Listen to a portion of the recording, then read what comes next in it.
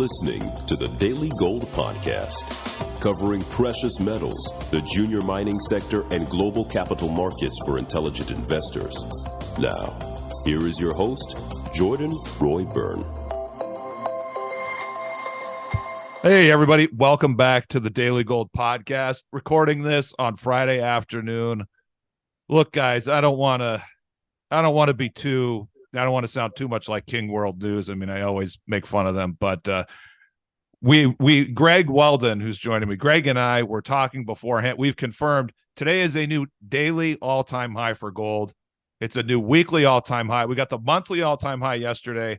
I mean, I don't want to be too over the top, but this is really a historic day and week for gold.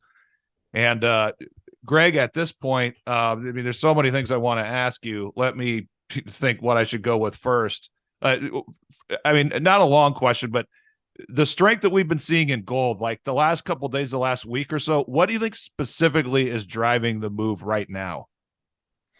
Well, I think it's pretty much the Fed. I mean, but when you look at the Fed, I think that, some people may say they're kind of caught off guard by this.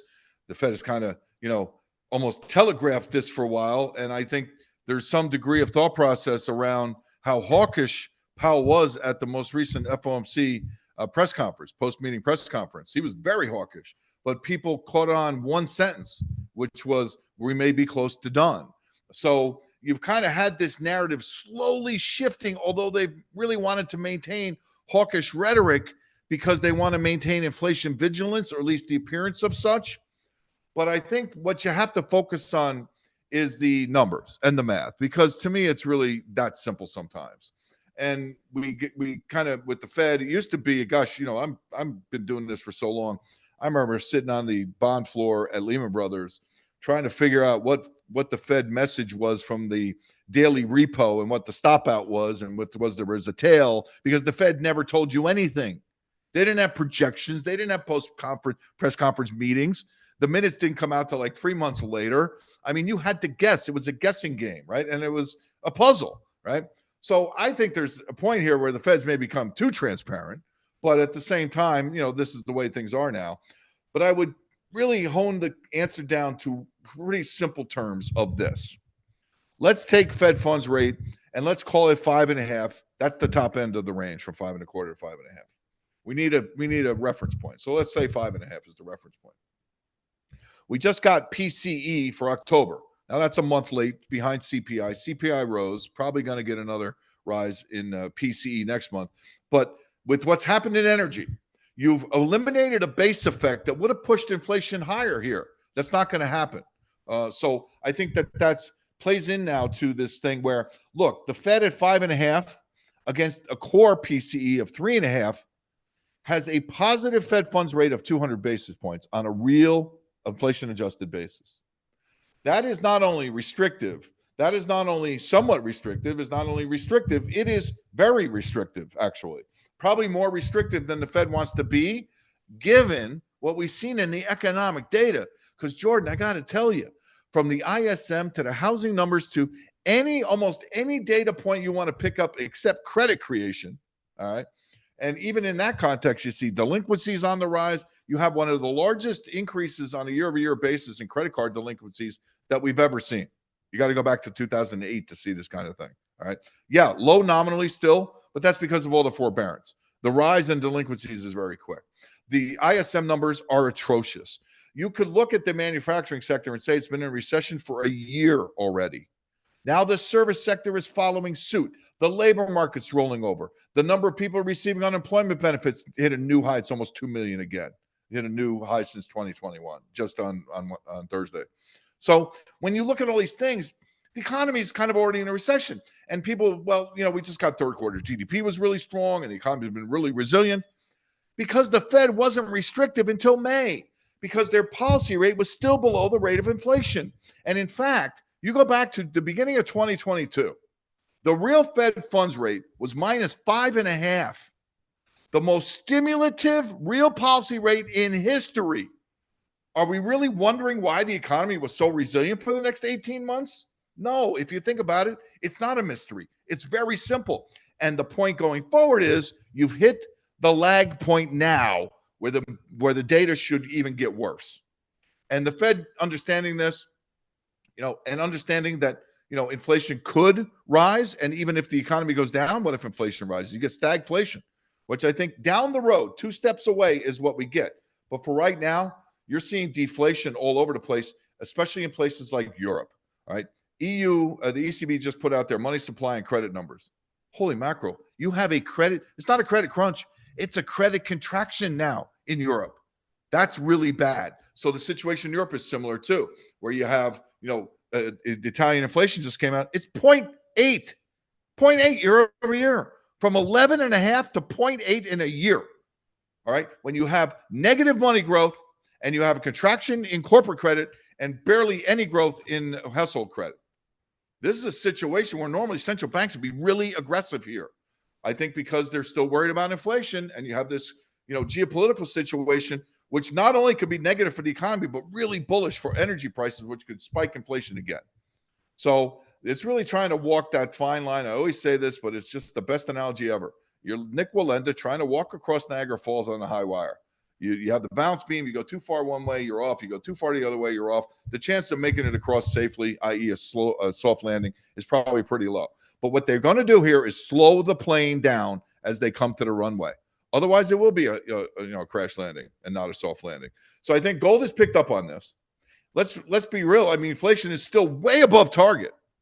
So if the Fed is all of a sudden going to become a little more sensitive to the economy and start to potentially target, kind of project an easing, in the first half of next year, you could say it shows that they're acquiescing to higher inflation. And what's more bullish for gold than that? And I think we have the next cycle. When you look at the technicals, it's very tight. You had a beautiful retracement, ABC, 50% relative to the most recent low. And now you're breaking out again. It's technically bullish. It's psychologically bullish. It's fundamentally bullish from a monetary perspective. And it's not an overloaded trade. You got frustrated. You got, probably pissed off at gold and silver recently. Definitely disappointed. So you look at open interest. You look at the selling in the ETFs. People are not really hugely long here, like they've been all year waiting for this moment. So it's kind of a chase the move run as well. So, we told you on the last show our target on the upside was 24.50. Well, you're on your way towards it. Yeah, Greg, I love the analogy, although I wouldn't say you're Nick Wallenda trying to do the high wire act. You're somebody who doesn't have that skill, basically. I mean, because we know that the Fed really can't get it right. But I mean, you're right with the analogy, because with the technicals on gold and with the fundamentals and all the drivers that you're describing. I mean, we've talked about this, in years past, that to me, it looks like we're going to get to a point where the Fed is basically they have to ease, despite the fact that everyone's still worried about inflation. And so I know that you're right, because we are getting deflation because all the statistics are coming down. But did you see I know you saw the Michigan consumer survey. I mean, long-term inflation, the Fed they've hiked rates. This is the second greatest Fed hiking cycle in history, basically. And they've done all this hiking and tightening, and the long-term inflation expectations are at like a 12-year high. And even though I know you probably saw the 1-year expectation has popped up. And I mean, like you look at oil, and I mean, that price is way off its high. So this isn't being driven by commodity prices. I mean, I don't want to trail off here into a bunch of thoughts, but it seems to me that the market, you look at the technicals on gold and all the things you're talking about, the market to me is recognizing, I know this is a dangerous statement, but there's really no way gold is going to go down next year, given all the stuff that's coming, that's really coming to us, like right now. Yeah.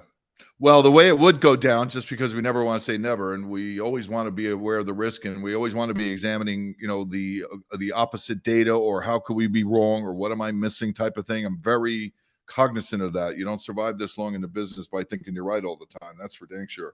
But I would say a couple of things. First, I would say the Fed has consistently said inflation expectations are anchored.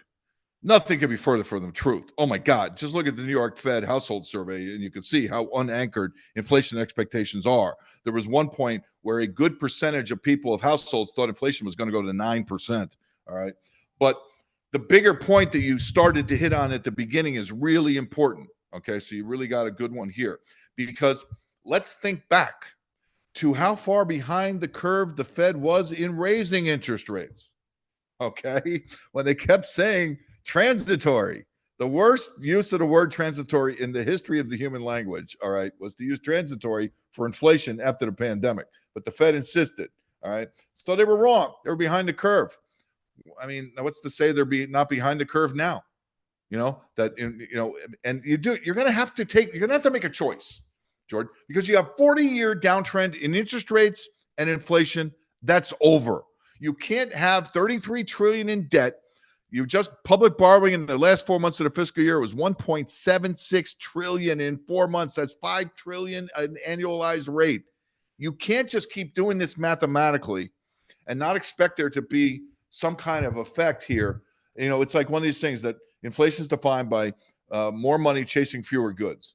Well, we haven't seen that, for a long time, since the 70s, really, except in spurts because of energy, until the pandemic. And now everything's changed, because now all of a sudden the debt matters. Now all of a sudden you print more money, you are going to have higher inflation. So, the fact of the matter is, at some point, the Fed and other central banks will be forced to choose between inflation and the economy. And they will choose to reflate every time they're staring into the abyss of a debt deflation. They've been doing it since the 80s. All right. I've been watching it since the 80s. All right. I remember 87 when the stock market crashed and they came with $100 billion aid package, and you thought the world was going to explode because $100 billion. Oh my God, that's so much money. It's ridiculous. Now $100 billion is a drop in the hat in terms of printing money.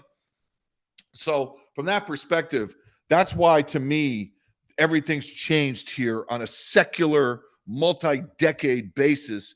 And it's something that I've been watching for 40 years, and now it's here, and you can't deny it. You can't change it. There's no solution. The time for a solution was 1990, and you spit the bit on that one. So, and every time, I mean, look at it, 87, 1990, 97, 98, 2000, 2008, 2020. Every time you choose to print money, you choose inflation over deflation, because deflation would be the bigger disaster. Absolutely. And that's what Powell said in 2018 when he told us exactly what he's going to do. Let inflation run as high as it wants and let it stay there for a while, because we could use interest rates to bring it down. That is the bigger risk, is debt deflation. So when that choice comes, and if gold is already at $2,200, what the heck you think's going to happen when so few people really are that involved in gold? And I would say this applies to a lot of other things besides gold too. Crypto is certainly in that category. Bitcoin and Ethereum. And there's a lot of places in the world where you look at some of there's still currencies that are making new all-time lows, literally as we speak, particularly in Africa right now, right? Zimbabwe just devalued their currency. Angola just devalued their currency. Nigeria's currency is a mess. Angola and Nigeria produced a lot of oil.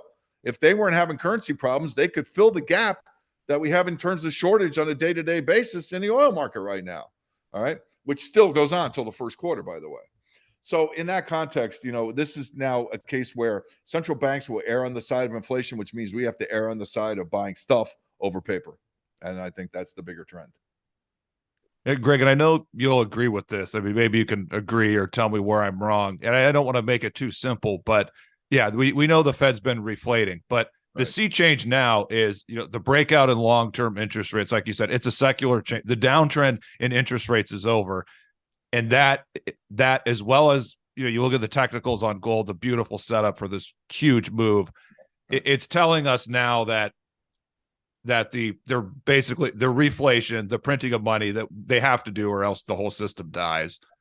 It's telling us that the money is now going to, first and foremost, it's going into precious metals. It's not going into stocks and bonds anymore. I mean, it's first and foremost, it's going into precious metals. And the psychology, I think, for a lot of people, maybe generalists and, the average investor, average financial professional, they don't see this change, because they've just been, printing money's bad, but the stock market will keep going up. They don't see what's coming down the pike over the next decade. Yeah, well, that's a very important point, Jordan, and it's one I make all the time, because what the real new kind of manifestation of, what the approach should be here to these markets is exactly kind of what you said. because let's take the case of Argentina. The Merval makes a new high every year. The Merval is up 4 figures over the last 10 years, thousands of percent. Okay. But people are not richer. Okay. Because it has trailed the percentage devaluation of the currency and the percentage, devaluations that are carried out, in terms of just the economy and what people make. I mean, you're not keeping pace with the debasement of the purchasing power of people's money in the peso. All right. The peso has blown up. I mean, it's tens of thousands. Literally, it's 5 figures in terms of going back to 2008, 2014, where the peso is. So when we have that kind of dynamic, which will eventually hit the U.S., all right, I mean, we're headed in that direction. That's all part of the secular shift. And when you say about, the next thing, I mean, stocks are not going to keep pace. And people think passive investing or index investing is going to protect them and protect the purchasing power of their money. Most people have not lived in a period like this. I lived in the 70s. I remember inflation. I remember all kinds of people losing their jobs and you couldn't afford anything. And inflation is so hidden right now. It's so embedded. And that's another word the Fed used to use a lot, embedded. We don't want to see inflation get embedded. It's embedded in everything. All kinds of insurance costs more. Motor vehicle costs more. Just pet products are 6.5%, the latest CPI number. And when you start to look at food, all right, now I'm, live by myself. I prepare all my own food, right? And, I'm not a big foodie or a big cook, right? So I do a lot of prepared foods. And there's certain things where now I get the foods that I eat, whether it be frozen pizza or omelets that are, you can pop in the microwave, easy breakfast, right? Well, let me tell you, with the omelets that I eat in the morning, these prepared ham and cheese omelets, the box, all of a sudden, the box that holds the 2 omelets that I get in this package, the box is bigger. I'm like, what the hell? Why is this box so much bigger? And I open it up, and they haven't changed the packaging, the little cellophane that the omelet comes in, right? And immediately you could see the omelet's about 20 to 25% smaller. It's huge in the little package, right? And they made the box bigger, right? And they lifted the price by 20%. How much inflation is in there, man? I mean, you're talking about a 40 to 50% one-off shot in inflation, this particular food, and I can tell you, it's in everything. Frozen pizza, Hershey's chocolate, all of these things. You get less and you pay more for it. So the inflation in food, and you go forward with this kind of thing, I think that's important too. But what does that mean? Inflation of that kind of food and energy is disinflationary for the economy. So how's the Fed supposed to balance that? I have to go back because I really didn't even finish my first answer on, the Fed. And if you have a 200 basis point real Fed funds rate right now, you are more than just somewhat restrictive, which is the term Powell has used as the goal, to get somewhat restrictive. They're more than somewhat restrictive. So let's say that we have inflation do what it just did in Europe and tank. What if inflation goes to below 3? All of a sudden, the Fed is beyond restrictive. They're doing damage with the policy they have. And they would almost be forced to cut rates just to maintain a sufficiently restrictive policy. They'd have to cut rates. How about that one? So, and certainly no one's really going to necessarily look at it that way. I haven't heard a lot of people talk about the real interest rate until about the last 3 months. I've been talking about this for a long time. So it's one of those things that, people eventually catch on, people start talking about, and now they're looking at this. And this is why Jamie Dimon, not too long ago, said 7% on Fed funds. Why did he say that? Because at the time you had a base effect that was probably going to drive inflation back to 5 or maybe even a little higher. And if you want to keep a somewhat restrictive policy and you're at 5.5 and inflation goes to 5.2, you have to raise rates to 7 just to maintain the policy you had before that inflation number was released. Now it's working in reverse, that energy's come off. And this could be a thing where it swings the Fed into an ease and all of a sudden energy spikes back up. And, then what do you do? So when you have uncertainty and central banks start losing their credibility, that's also the time you want to own gold. And I'll add one more thing, that let's not forget, this is a global marketplace, all right? And there are many central banks, Brazil comes right to mind immediately, that have cut rates multiple times already because they took rates so high, they were ahead of the curve versus the Fed, that right now, I mean, you take a place like Brazil where inflation's, come down to around 5 and their interest rates had been 11. I mean, that's awfully restrictive. So they've cut rates 3 times already. Their economy is like starting to really gel, right? The currency's starting to strengthen. It's breaking out from like a 20-year downtrend. So these are the kind of things you got to be aware of. And frankly, that situation right there, very bullish for gold. Even on a more sound fundamental basis, it's bullish for gold.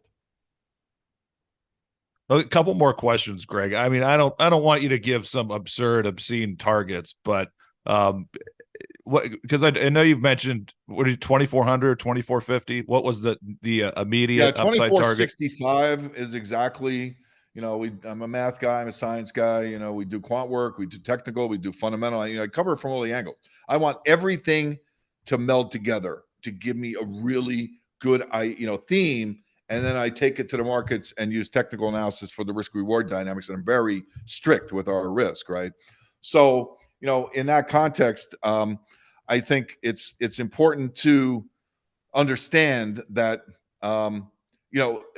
this is such a day-to-day basis. I hate to make predictions on where I think stuff's going to go. Having said that, of course, I have an idea where I think it could go. And in the case of gold, in the near term, you're talking 2,465, and that's based on a whole bunch of counts that go all the way back to the 1999 low, because that's kind of where you're at now. This is a secular bull market that went from 99 to 2011. You had a massive correction.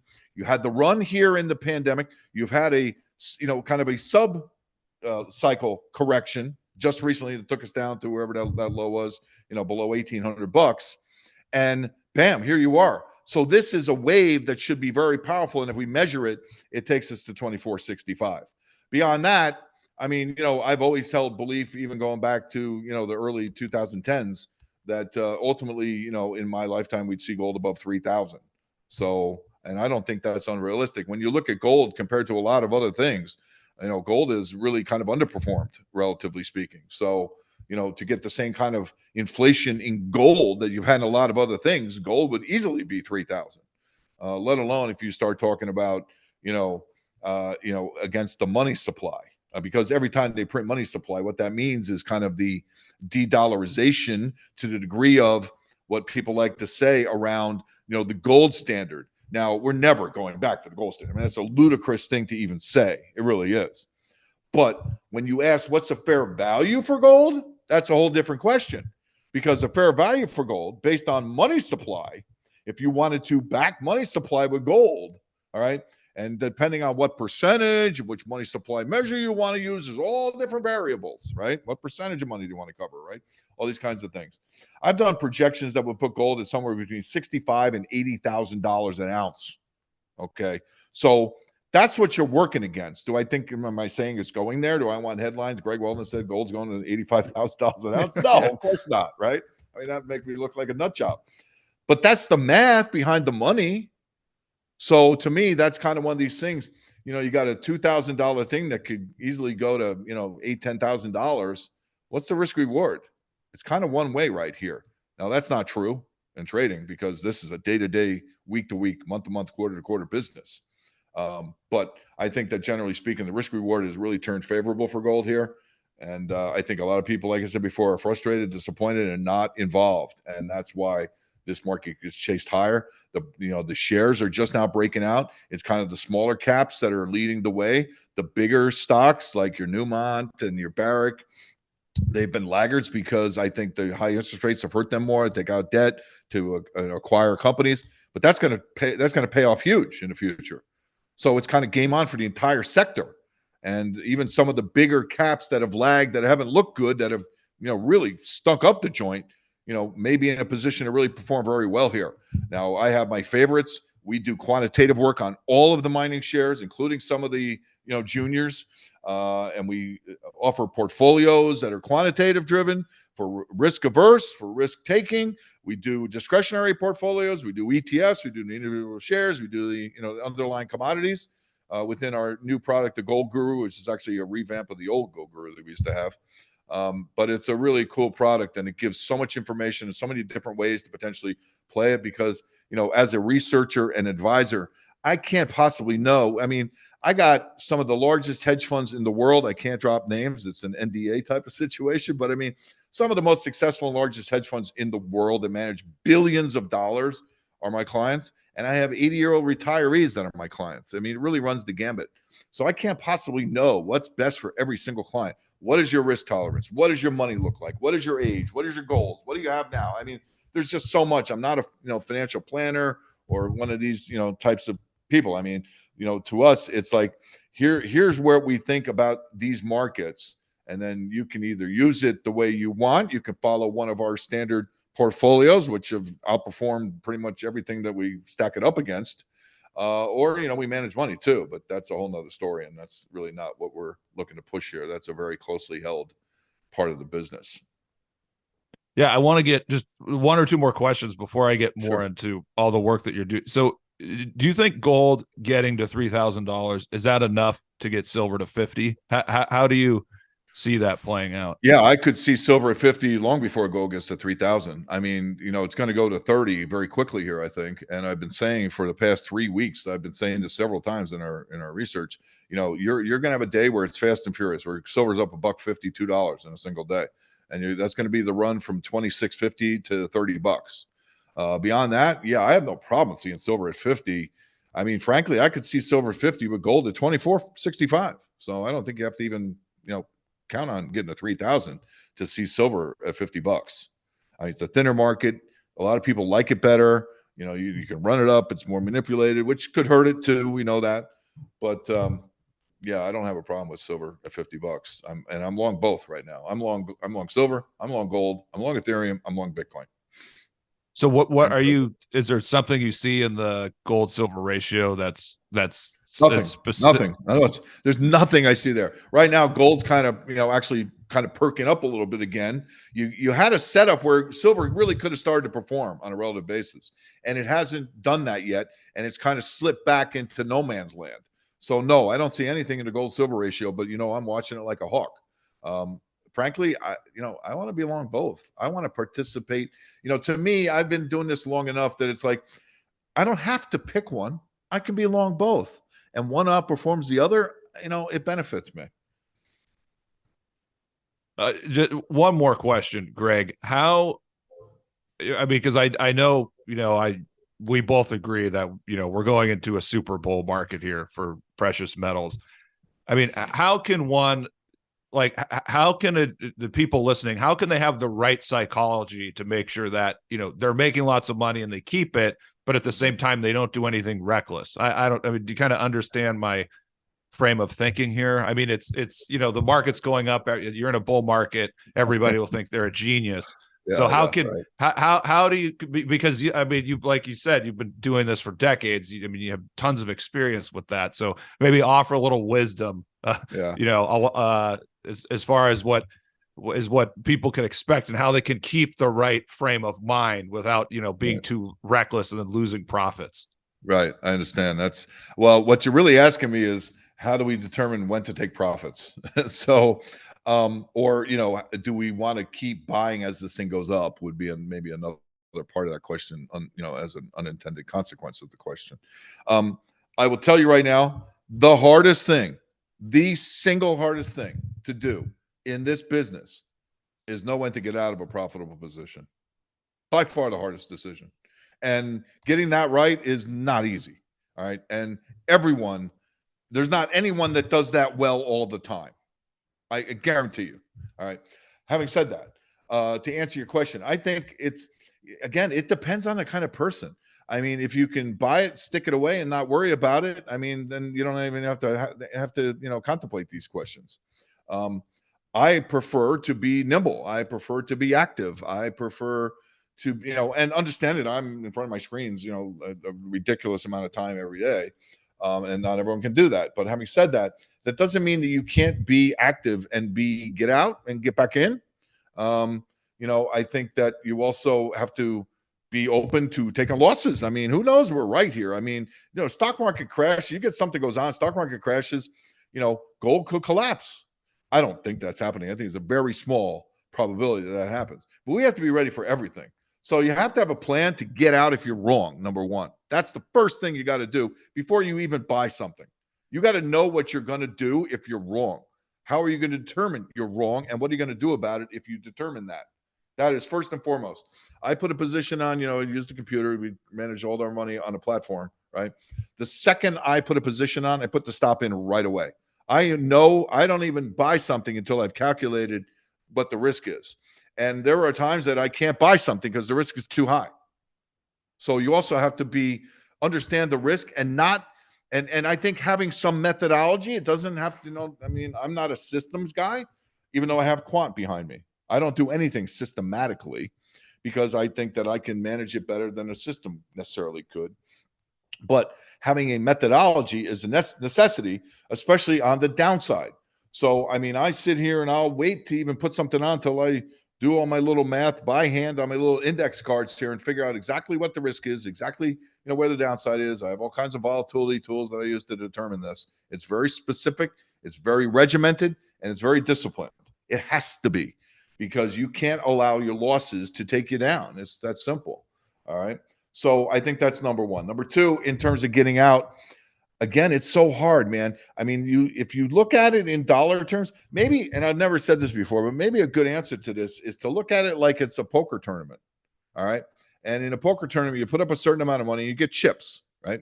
The chips have no real value.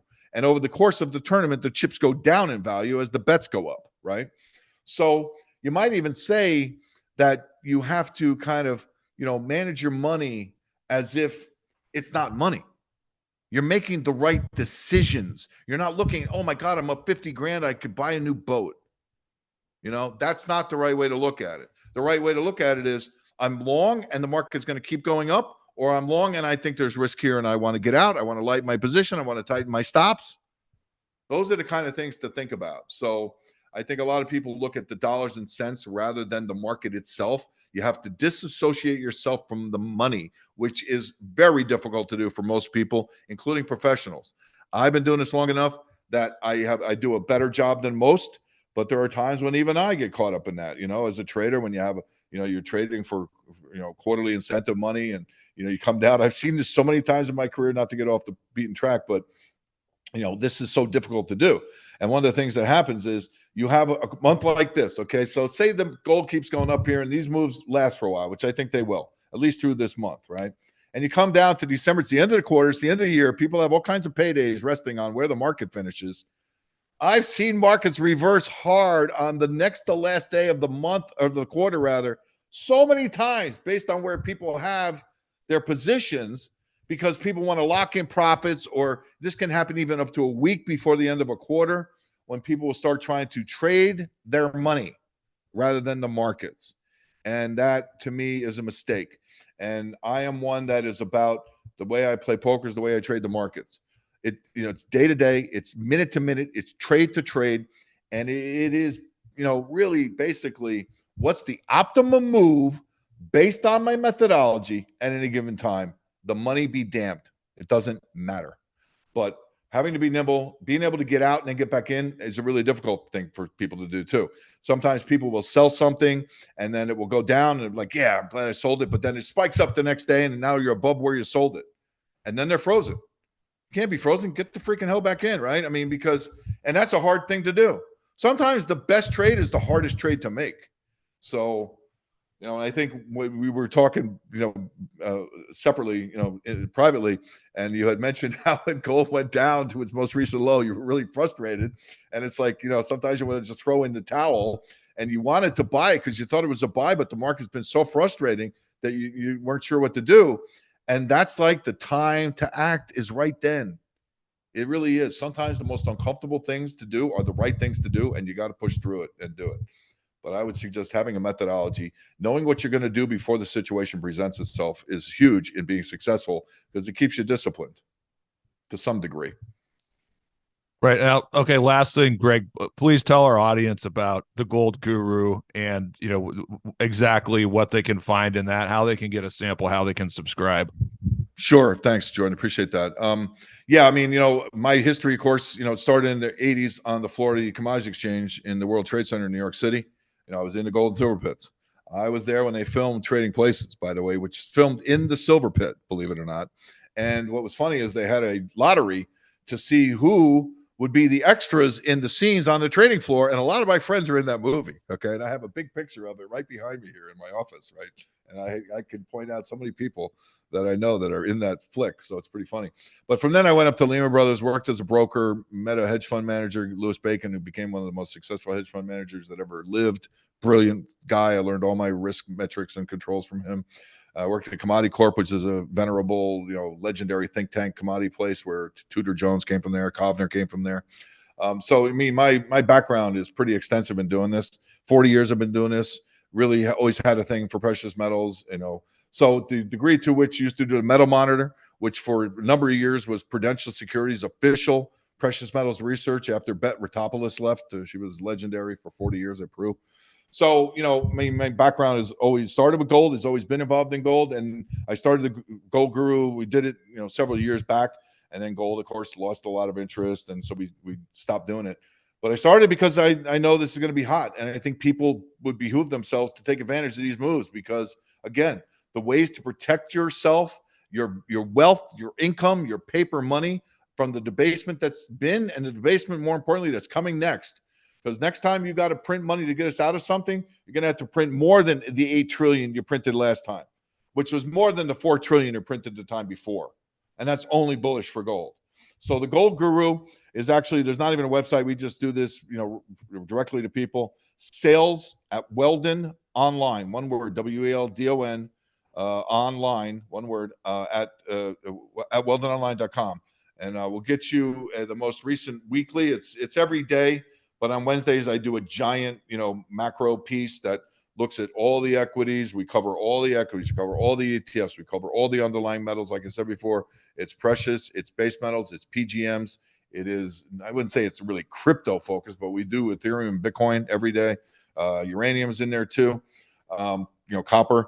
So you get a daily update on the portfolios with a bunch of, updated charts, but no commentary, no write-up, none of that. That's on the Wednesday weekly, which we just did our weekly and we gave it out to a whole bunch of people. And people, I got to tell you, the reaction has been phenomenal. I mean, because it's in deep, man. And we give you portfolios, you give you all the quant rankings on all the individual equities. There's a lot in there. And if you take a look at it, I think you're going to see the value in it very quickly, because this is the kind of research that pays for itself in weeks, not months or years. So invite anyone from your audience to shoot me an email, or they can certainly contact me through you if they wanted to, and be happy to give you, next Wednesday's full-blown product. You can take a look at it, and we'll see what happens. All right, fantastic, Greg. Thanks so much for coming on, and really looking forward to riding this wave with you and our audience all together, over the coming quarters and years ahead. It's going to be really exciting, and can't wait to continue to get your insights over the months and quarters and years ahead. So thanks so much, Greg. Appreciate that. It's my pleasure, Jordan. You do a great job, and you've come a long way, baby. I mean, I'm proud of you, man. When we first started talking, you were just a young little whippersnapper, man. You've come of age. So kudos to you too, man. Thank you for tuning into the Daily Gold Podcast. For more interviews, editorials, and analysis, log on to TheDailyGold.com.